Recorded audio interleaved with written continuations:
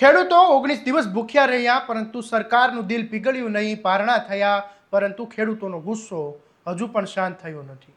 ખેડૂતોનો આરોપ છે કે સરકાર ખેડૂતોની નહીં પરંતુ ખાનગી વીજ કંપનીઓની વકીલાત કરી રહી છે। હવે એલાન થઈ રહ્યું છે કે આ લડત અટકવાની નથી। હવે આ આખા ગુજરાતમાં આ લડત શરૂ થશે ને આંદોલન પાર્ટ 3 શરૂ થવાનું છે। શું છે સમગ્ર મામલો, આવો વિગતે વાત કરીએ આ અહેવાલમાં। નમસ્કાર, હું છું આસિફ કાદરી અને સ્વમાન સાથે તમારું સ્વાગત છે। મોરબી જિલ્લાના જેતપર ગામે છેલ્લા 19 દિવસથી ખેડૂતો ખાનગી વીજ કંપનીઓ સામે આમરણ ઉપવાસ કરી રહ્યા છે અને આંદોલન ચલાવી રહ્યા છે।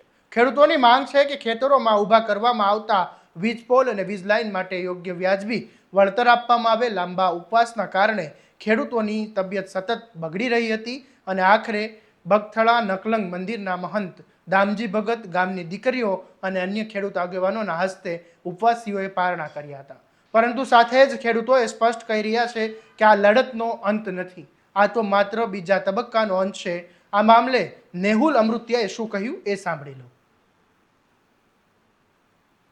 આ પરિપત્ર નવો આવ્યો એ પ્રમાણે જે અમે અભ્યાસ કર્યો એ પ્રમાણે તમને હજી કહું છું કે આમાં કરોડોનું ખેડૂતોનું નુકસાન છે, એની સામે સરકાર લાખોમાં વળતર દેવા માંગે છે।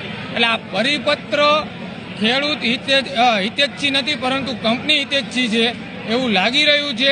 તેમ છતાં અમે આ 3 દિવસનો ગુજરાતના તમામ ગામના ખેડૂતને સમય આપ્યો છે કે 3 દિવસમાં તમામ ગામના ખેડૂતોને અહીંયા બોલાવશું, એની સાથે ચર્ચા વિચારણા કરશું અને જો આખું ગુજરાતના ખેડૂતો પછી નક્કી કરશે કે આ પરિપત્ર કંપની હિતેચ્છુ છે કે ખેડૂત હિતેચ્છી, પછી એનું ફાઇનલ આપણે જવાબ આપશું મીડિયાને। આજે આપણે જે 19 દિવસથી આંદોલન ચાલી રહ્યું છે, તો 19મી દિવસે આપણે પારણા કરેલા છે, તો અત્યારે આજે પારણા કરેલા છે, તો એના પાછળનું શું મેસેજ? પારણા પાછળનું મેસેજ એક જ હતું।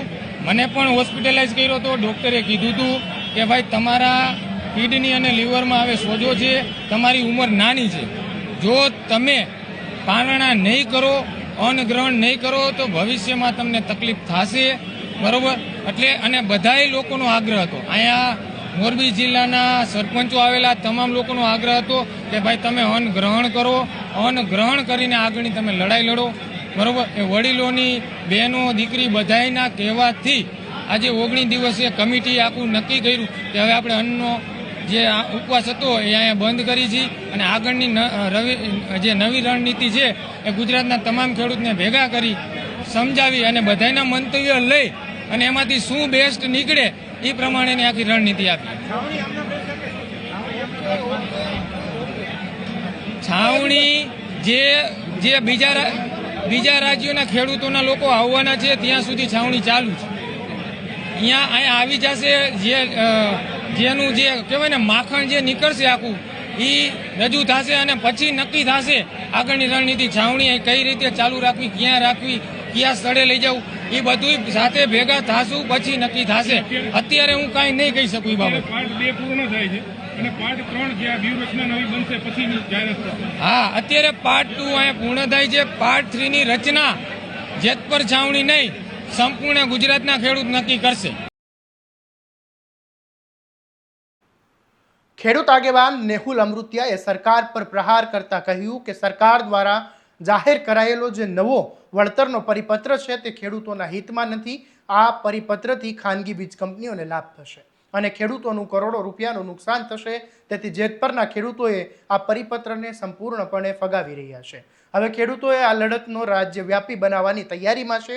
આગામી 8 અને 9 જુલાઈએ ગુજરાતના 23 જિલ્લાઓમાં ખેડૂત આગેવાનો જેતપુર ગામે ભેગા થશે। અહીં સરકારના પરિપત્ર પર ચર્ચા થશે અને આગળની રણનીતિ નક્કી કરવામાં આવશે। ખેડૂતોનું કહેવું છે કે હવે નવી કમિટી બનાવવામાં આવશે જેમાં નિષ્પક્ષ અને ખેડૂત હિતની લડત લડનારા આગેવાનોને સ્થાન આપવામાં આવશે। આ કમિટી સરકાર અને ખાનગી વીજ કંપનીઓ સામે આગામી આરપારની લડતનું નેતૃત્વ કરશે।